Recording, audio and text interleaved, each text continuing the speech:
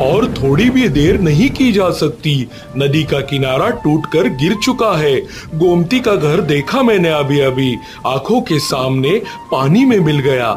हमारे घर में पानी अंदर तक प्रवेश कर रहा है, लगभग घुटनों तक पहुंच चुका है। यह घर भी अब नहीं बचेगा। कहाँ जाएंगे इतनी रात को? टुक्कू सो रहा है, उसे गोद में लेकर इस बारिश में किस तरफ जाएंगे? गांव के लोग क्या कर रहे हैं? पड़ोस के घर की हरिदा ने क्या किया? उनकी पत्नी तो बीमार थी। हरिदा पत्नी को बाहर निकाल कर ले गए हैं शाम से पहले ही। कोई नहीं रुक रहा है। सब मंडल बाबू के 2 मंजिला घर में गए हैं, लेकिन वह पश्चिम की दिशा में है और अब पश्चिम का पूरा रास्ता डूब चुका है। हमारे वश में उस तरफ जाना संभव नहीं है। तो फिर क्या करोगे? हमें अगर जाना ही है तो पूर्व की दिशा में जाना होगा, मतलब जंगल की तरफ। कम से कम उस तरफ कुछ ऊंची जगह है। पानी इतनी जल्दी वहाँ नहीं पहुँचेगा। जंगल में? इस रात के अंधेरे में जंगल में जाओगे? तुम क्या पागल हो गए हो? उस जंगल में तुम खुद भी दिन के उजाले में नहीं जाते हो, जहाँ लोग कहते हैं कि डाकुओं का डेरा है, और तुम कह रहे हो वहाँ जाने के लिए? मैं सब सोच समझ कर ही कह रहा हूँ। डाकुओं के डर से बैठे रहेंगे या बाढ़ में बह जाएंगे। हाँ, अब दोनों में से एक को चुनना ही होगा। कम से कम डाकू तो इंसान है, हाथ जोड़ने पर कुछ हो भी सकता है। मैं कुल्हाड़ी ले रहा हूँ, एक हंसिया है वो भी ले लूंगा। हाँ चलो चलो, अब एक भी पल बर्बाद नहीं करना चाहिए।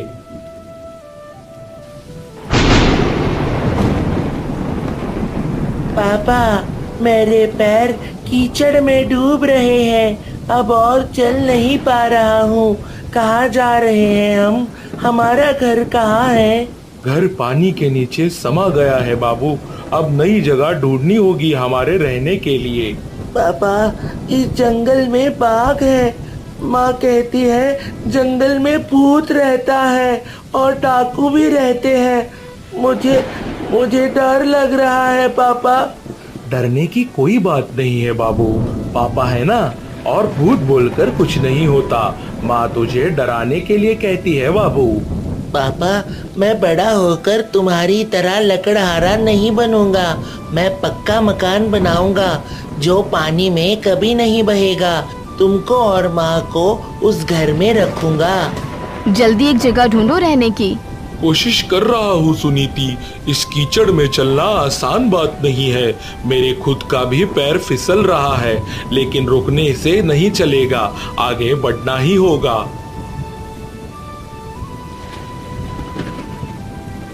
मैं पहचान नहीं पा रही हूँ इस जगह को। तुम तो रोज जंगल आते हो लकड़ी काटने, ये जगह क्या तुम्हारी पहचानी हुई है? सच बात कहूँ तो पहचान ही नहीं पा रहा हूँ। मैं जिस तरफ से लकड़ी काटता हूँ वह पश्चिम का जंगल है। इस तरफ मैं कभी नहीं आता। गांव में बहुत से लोग कहते हैं कि इस तरफ डाकू रहते हैं, इसलिए डर से कोई इस तरफ नहीं घुसता। तो फिर हम अभी उसी जगह पर हैं। हे ऊपर वाले, एक तरफ बाढ़, दूसरी तरफ डाकू। हमारे भाग्य में क्या लिखा है कौन जाने। बच्ची को लेकर क्या करूंगी? बोलो तो। इस हालत में थोड़ी देर पहले भी डर के मारे रो रहा था, सो गया अब थकान से। उसे बुखार तो नहीं आ रहा है ना? बुखार नहीं है, थक कर सो गया है। डरने की बात नहीं है अभी। सुनो सुनीति, डरने से नहीं चलेगा। मैं तुम्हें और बच्चे को लेकर बाहर निकल आया हूँ। तुम दोनों की रक्षा करने की जिम्मेदारी है मेरी।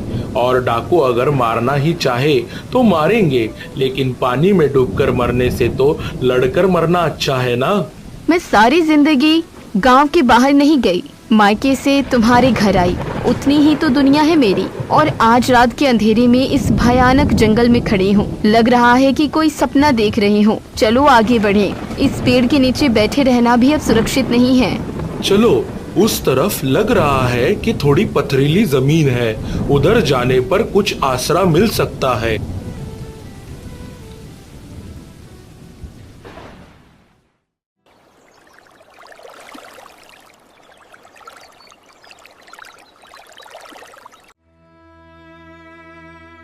कौन हो तुम लोग? इस रात को यहाँ क्या कर रहे हो?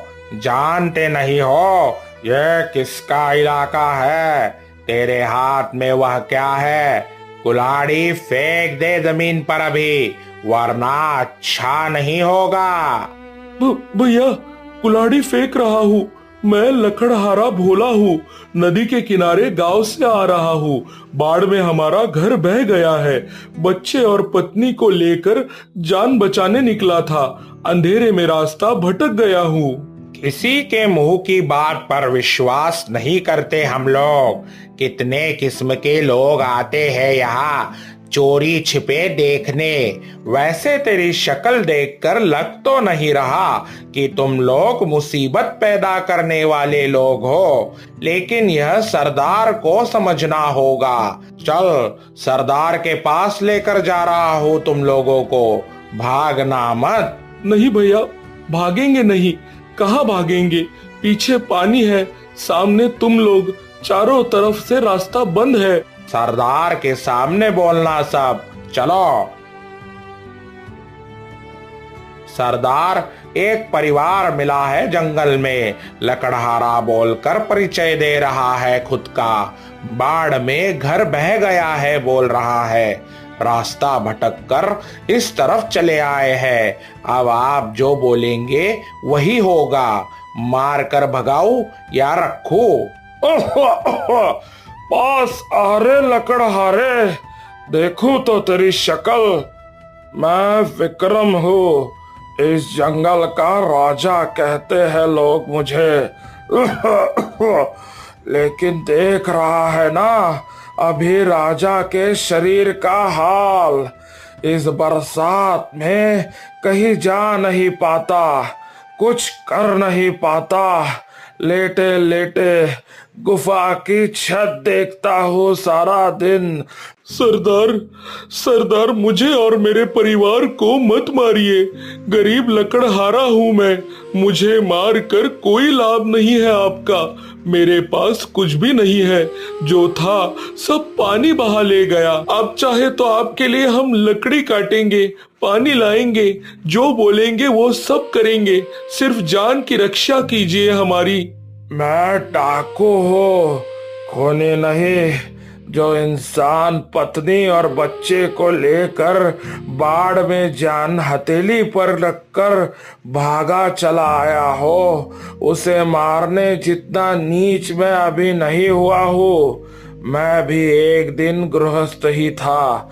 जमींदार के अत्याचार से सब कुछ खोकर इस जंगल में आया हूँ।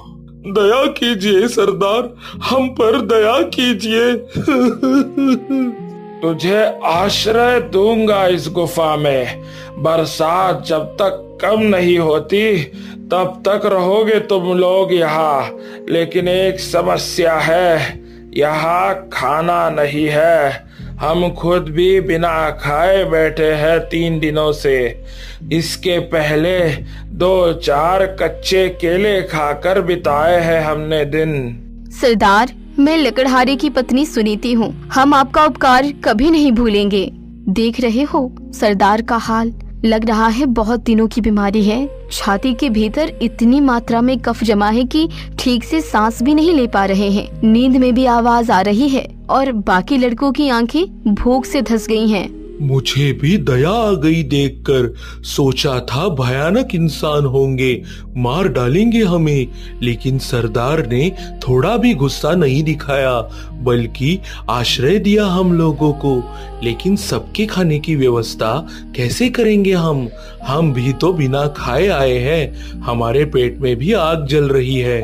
सुनो, मैं एक बात कहती हूँ। मेरी माँ ने सिखाया था जंगल में साग बहुत मिलता है। बचपन में मैं माँ के साथ जंगल जाती थी। माँ दिखाती थी कि कितना साग जंगल में मिलता है बरसात के मौसम में। मैं अगर एक रसोई घर बना सकूँ गुफा के भीतर तो सबको खाना खिला पाऊंगी।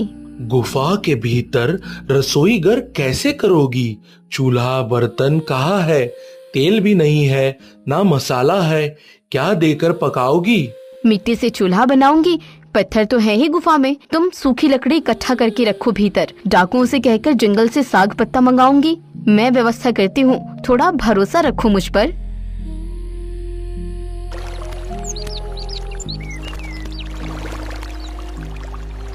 क्या क्या मिला बोलो तो मैं देखती हूँ कौन सा क्या है।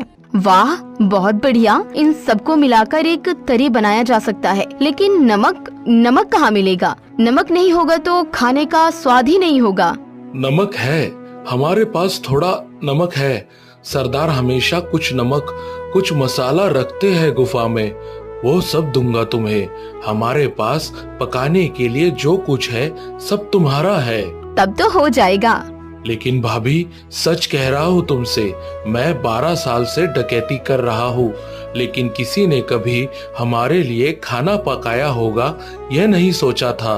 हम तो चोर डाकू है, हमें देखकर इंसान भागता है, और तुम हमारे लिए खाना पका रही हो, ये मैं समझ नहीं पा रहा हूँ। भूख की कोई जाति या धर्म नहीं होती फनी भाई। भूखे इंसान को खिलाना पुण्य का काम है। वो इंसान चाहे जो भी हो, तुम डाकू हो या राजा हो, मुसीबत में सब बराबर हैं। और तुमने तो हमें आश्रय दिया है इस विपत्ति में, वो क्या कम बात है। तुम लोग ना होते तो आज रात शायद पानी में ही बह जाते हम तीनों। भाभी, तुम्हारी तरह इतने दिनों से किसी ने ऐसे प्यार से बात नहीं की हमसे। मेरी माँ मर गई थी जब मैं 5 साल का था, उनका चेहरा भी ठीक से याद नहीं है। तब से इस रास्ते पर भटक रहा हूँ। मार खाई है, चोरी की है, अंत में डाकू बन गया। लेकिन आज जैसे माँ की याद आ गई है। फनी भाई, तुम्हारी माँ है, अभी देखोगे सब ठीक हो जाए। यह किस चीज की खुशबू आ रही है? यह कौन पका रहा है? फनी, ओ फनी, क्या हो रहा है गुफा में? मुझे उठने में मदद कर तो जरा, मैं देखना चाहता हूँ। पकड़ जरा मेरा हाथ। कितने जमाने हो गए पके हुए खाने की ऐसी खुशबू नहीं मिली। सरदार, मैं लकड़हारे की पत्नी हूँ। थोड़ा साग का तरी तैयार किया है। जंगल से अरवी, हिलेंचा, कलमी मिला है। बीमारी में गर्म तरी खाएंगे तो शरीर में थोड़ी ताकत मिलेगी। बेटी, तुम महान हो। इस गुफा में घुसकर रसोई घर बैठा दिया। मेरे बच्चे 3 दिन से बिना खाए पड़े हैं, तुम उन्हें भी खिलाओ बेटी। मैं बूढ़ा इंसान हूँ, बीमार हूँ, मैं पता नहीं और कितने दिन जीऊंगा। मुझसे ज्यादा उन्हें जरूरत है खाने की। सबको मिलेगा सरदार, चिंता मत कीजिए, सबके लिए पर्याप्त होगा। पहले आप खाइए, आपके शरीर को ताकत की जरूरत है। ये पौष्टिक खाना खाएंगे तो आप स्वस्थ होंगे। मेरा खाना पक चुका है, आप बैठ जाइए। तुम्हारे हाथ का खाना अवश्य खाऊंगा बेटी। फनी चाचा, तुम सच में डाकू हो? तुम तो देखने में डाकू जैसे नहीं हो, तुम देखने में मेरे बड़े चाचा जैसे हो। मेरे बड़े चाचा शहर गए हैं काम करने, बहुत दिनों से नहीं आए, चिट्ठी भी नहीं देते। पापा रोते हैं कभी कभी चाचा की बात सोचकर। तुम मेरे चाचा बनोगे? बोलो ना। डाकू, डाकू जैसा देखने में कैसा होता है? डाकू में क्या सींग होते हैं, पूंछ होती है? डाकू भी इंसान होता है बाबू। मैं जानता हूँ डकैती अच्छा काम नहीं है। मैं चाचा बनूंगा तेरा। माँ सबसे अच्छा खाना पकाती है, जानते हो चाचा। गांव में जब कोई उत्सव या भोज होता है ना, माँ के हाथ से ही सब खाना पकता है। सब कहते हैं कि मेरी माँ के हाथ में जादू है। तेरी माँ सचमुच बहुत अच्छा खाना पकाती है। सरदार ने खुद प्रशंसा की है, हम सबको बहुत अच्छा लगा है। तेरे माता पिता दोनों बहुत अच्छे इंसान हैं। ऐसे इंसान दुनिया में है, ये आज जाना है मैंने। चाचा, तुम रो क्यों रहे हो? डाकू क्या रोते हैं? रोता है बाबू, डाकू भी रोता है।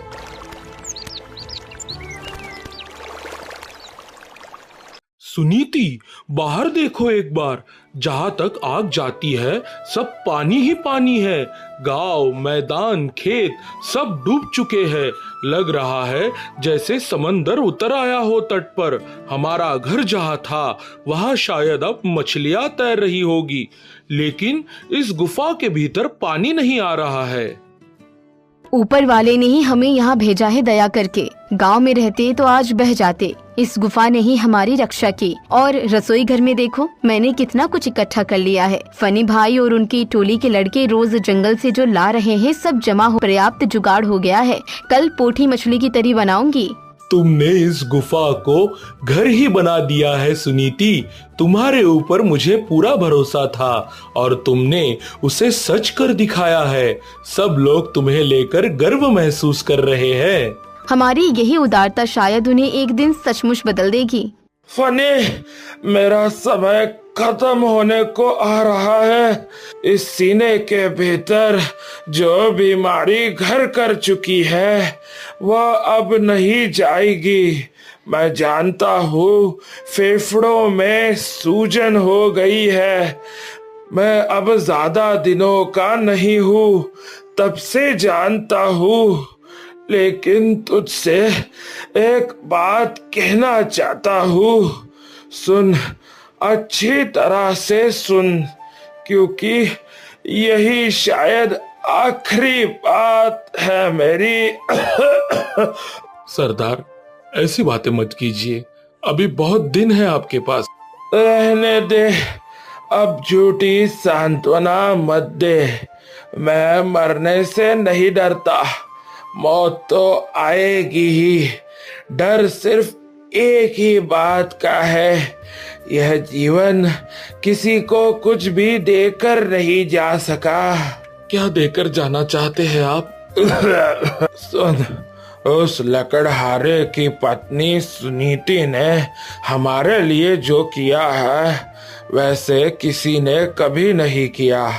मैंने 40 साल डकैती की है, बहुत धन दौलत लूटी है, किसी से प्यार नहीं मिला, लेकिन उसने हमें प्यार दिया है और उस प्यार का कोई मोल नहीं है। सरदार, आप स्वस्थ हो जाएंगे। भाभी रोज आपके लिए जड़ी बूटी का काढ़ा बना रही है, आप पी रहे हैं। थोड़े ठीक हो तो रहे हैं ना? पानी कम होते ही हम डॉक्टर को दिखाएंगे।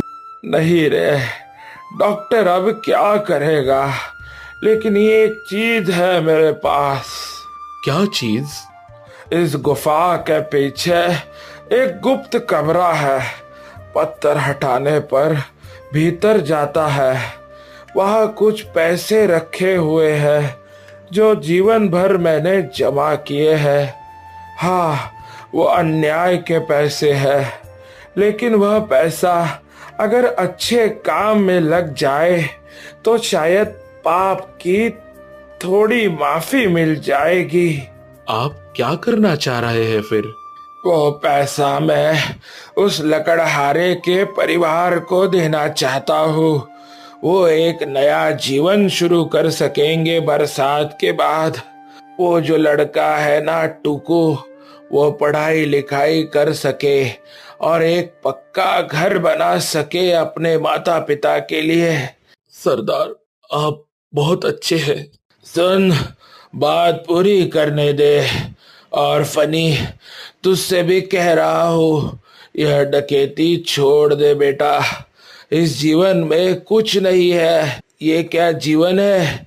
ये सजा है, सजा। उस लकड़हारे के जीवन में शांति है, तेरे जीवन में क्या है बोल?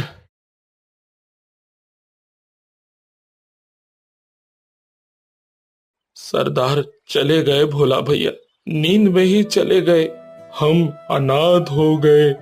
इस इंसान ने सबको एक जगह इकट्ठा करके बुलाया था। अब इतने सारे लोग क्या करेंगे? कोई कुछ नहीं जानता। आखिरी बात उन्होंने भाभी को धन्यवाद देने के लिए कही थी। जाने से पहले कह गए हैं कि तुम्हारे लिए कुछ पैसे छोड़ गए हैं गुफा के पीछे, और कह गए हैं कि हम सबको डकैती छोड़ देनी है। यह उनका आखिरी आदेश है। फनी, मैं सरदार का जीवन भर ऋणी रहूंगा। उन्होंने हमें आश्रय दिया था। इस मुसीबत में हमें आश्रय दिया उन्होंने। जब दुनिया में कोई नहीं था तब उन्होंने यहाँ रहने को दिया। वह बात मैं मर कर भी नहीं भूलूंगा। और तुम लोगों ने भी मेरे परिवार को अपना बना लिया। भोला भैया, भाभी के हाथ का खाना खाकर और टुकू के साथ समय बिताकर मेरे भीतर सब जैसे बदल गया है। मैं पहले जैसा था अब वैसा नहीं रहा। मैं समझ पा रहा हूँ कि इंसानों की तरह जीना किसे कहते हैं। लेकिन डकैती छोड़ देंगे तो करेंगे क्या, कहाँ जाएंगे, कौन हमें काम देगा? सब तो जानते हैं कि हम डाकू हैं। मेरे दिमाग में एक योजना है फनी, सुनो, अच्छी तरह से सुनो। क्या योजना? होटल। सच कह रहे हो भोला भैया, लेकिन हो पाएगा ना? होगा क्यों नहीं, कोशिश तो कर सकते हैं और यही उनके प्रति हमारी सच्ची श्रद्धांजलि होगी। फनी भाई देखो, धूप निकली है। कितने दिनों के बाद ऐसा साफ आसमान देख रही हूँ। लग रहा है पानी उतरना शुरू हो गया है। दूर जमीन दिखाई दे रही है और कुछ दिनों के बाद सब सूख जाएगा।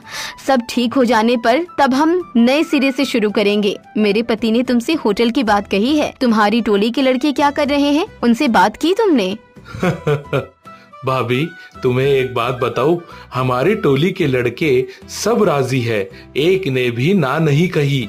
तुमने जो कुछ दिन खाना पकाया है वो तुम्हें माँ की तरह देखते हैं। चाची जी कहते हैं तुम्हें। मैं जानती हूँ, उनमें से ज्यादातर के माता पिता नहीं हैं, घर भी नहीं है। हाँ, ठीक बात है। बचपन से सड़कों पर भटक रहे हैं, मार खाई है, अंत में सरदार के पास आकर डाकू बने। डकैती के अलावा कुछ जानते नहीं थे वे, लेकिन तुमने उन्हें दिखा दिया कि दूसरा जीवन भी संभव है। वे अब ईमानदारी से जीना चाहते हैं। भाई, इंसान बदलता है, तुम खुद बदल गए हो इन कुछ दिनों में। इतने दिनों में हमें जो अनुभव मिला, उस अनुभव को लेकर अब बाहर जाकर हम अपनी रसोई को और बड़ा करेंगे। इस बरसात ने हमें सिखा दिया कि कैसे खाना पकाने के काम में मदद की जाती है। हम बहुत कुछ सीख गए हैं। अब तुम्हें इतनी तकलीफ करने नहीं देंगे हम। हमारा होटल तमाम गरीब दुखिया लोगों के लिए खुला रहेगा और वहाँ सबकी जगह होगी फनी भाई।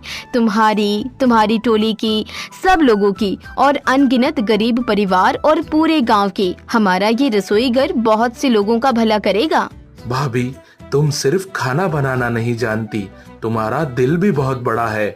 हमारे सरदार जो इंसान पहचानने में गलती नहीं करते थे, वो तुम दोनों को देखकर ही समझ पाए थे। खैर, अब से सबको साथ लेकर काम में जुट जाना होगा। धीरे धीरे चलते हैं। दोस्तों, आपको हमारी यह कहानी कैसी लगी, हमें कमेंट करके जरूर बताएं और हमारे चैनल को सब्सक्राइब करना ना भूलें। धन्यवाद।